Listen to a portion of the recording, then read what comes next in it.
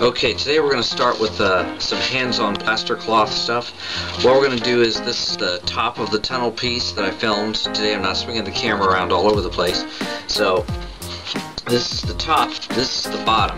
This is just kind of loosely glued, so what I'm going to do is I'm just going to show you real quickly how I do this part.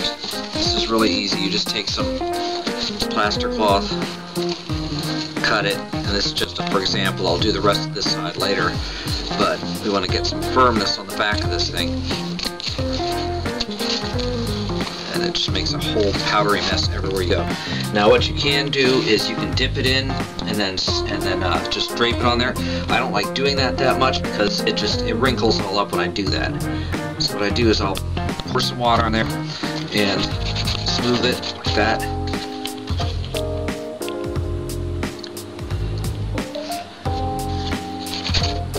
Basically keep doing that until the whole thing is down. I used to use the Woodland Scenic sprayers. I'm a pretty big believer in everything Woodland Scenic. The only thing that they just don't make good is any kind of a sprayer anymore. It used to be you could buy a sprayer and it would last all of your teenage life. I'm pretty sure that my mom used the same sprayers to water her indoor plants for years, and wasn't having them gum up and stop working and break. But that's the way it is today. They build things to last about an afternoon, and if they last longer than that, then you're doing okay. I think they should be making things more permanent. So anyway, that's how you do it. It's a horrible gummy mess. As you can see, all the little spots in here. What you end up happening is you have to try to smooth all that plaster that's inside all these little spots so that it lifts up and rises to the surface and fills it in. Okay, so there we go. And that'll kind of hold this thing together while I'm working on it. Alright, now what we're going to do is we're going to start taking the little scenery bundles. Now this is supposed to be the top of a mountain, so I've got one here that's a little bit too big. Tear part of that off. And this is the whole basic shape of it. You're making a little crumpled pillow kind of like that. Take your brown tape and stick it down, and then what we're going to do is we're going to build up around it and then put some sheets of styrofoam, the plaster cloth on it. There you go.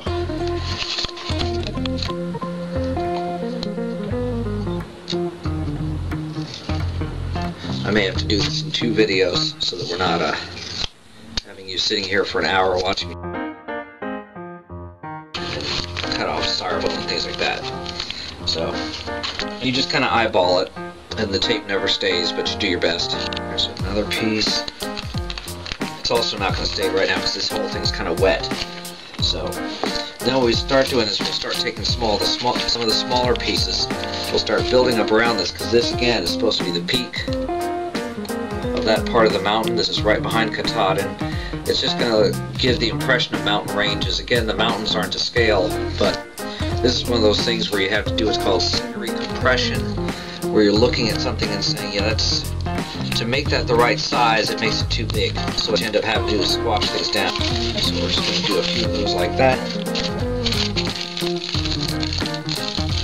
Doesn't really take a whole lot of paper. Just pile it on there.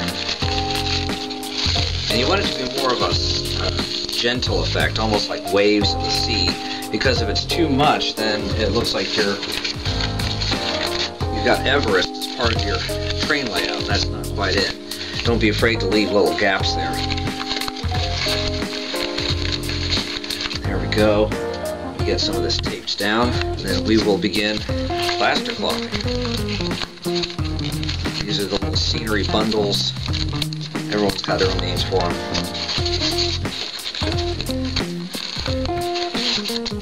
Scotch tape, 3M tape, I don't care what you're using.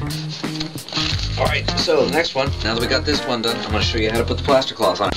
Alright, now we're on to the plaster cloth part. I've got everything already put down. I've got a couple voids in here because when you're looking at hilltops and stuff like that, it's not just going to be one big massive thing like in a kid's drawing.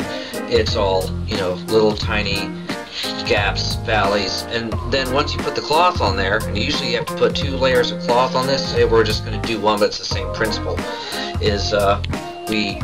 You end up with it just taking on its own life and form. When I made Katahdin up there, I basically just, this is how I did it, and it ended up completely by coincidence looking exactly how I intended it to. So, what we're going to do here is I am going to do the dip and lay, and you'll see what I mean about how this gets all crumpled up. This is a, believe it or not, a TV dinner thing. I don't remember what kind of TV dinner it was, if it was good, if it tasted bad, but there you go. And that way I don't have to spend all that money getting some kind of a special tray. For a while there, they were selling these flexible trays you could put plaster in, and you flex it and it would break out and the plaster was left in the tray. Basically, they got that idea from some guy had taken a soccer ball or a basketball and cut it in half, and that's what he used for his plaster mixing mold. So this is all there is to it. Just because I kept a lot of tension on it, it kind of kept from open. So you see what I mean about how it takes its on its own life once you got it on there. And the same principles that I showed you on the other side apply. You're just trying to get all that little bits of plaster that are all in little tiny beads in between these gaps in the cloth. You want to get that broken up and kind of smoothed out. When you get that, it gets its strength. It looks better. You can always tell when someone didn't take the time to rub their finger across it. Unfortunately, your finger gets all oogie, but unfortunately that's model railroading. So I'm going to tuck that piece under. That'll help to keep it more solid when I do that tomorrow. So what I'll do is tomorrow I'm going to put another layer of Plastercloth on here. Tonight I won't bring you with me on that one. Just because it's the same thing. I'll be sitting here saying, this is just like yesterday. It's the same thing as yesterday. But we definitely want to, my cat's in the background howling for me to come down and throw a ball for him. So anyway, here we go. As you can see, this is just little bundles of newspaper crumpled up, little scenery objects, scenery filler, scenery forms, I don't care what you call them. And I'm just putting the cloth on. This is all you do to get it to stay up. So I wouldn't try to rely just on one layer of cloth. The other thing that happens is you're doing this, the newspaper starts getting soggy. So the areas that were too high now begin to get more of an even height to it.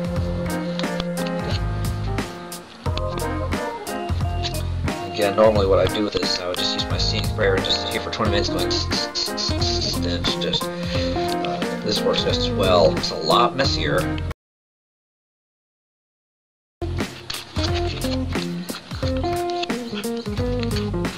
This is not something you want to do setting this on a carpet, because you can see I'm getting water. You probably can't see it because it's probably getting washed out, but this is getting a lot of water and a lot of plaster dust everywhere that I'm working.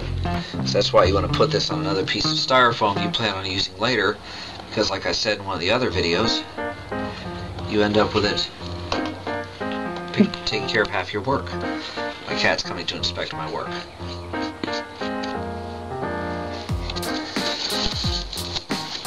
Alright, so I'm going to cut off some more because I didn't cut quite enough. This is that same box I was talking about I've had for 3 years or so. I paid pretty much the same amount. I think it was the same amount. It might have been a little more. But even if it was twice as much as the other stuff, it's still a better deal because the other stuff you're done in 2 weeks. This stuff I've had for several years. So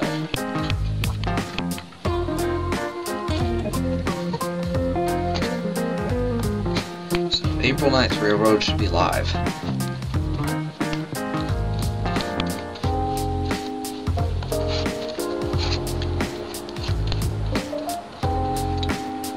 And you want a Plastercloth the other side, and basically this is the hands-on explanation, demonstration of how to put Plastercloth on. See you next week.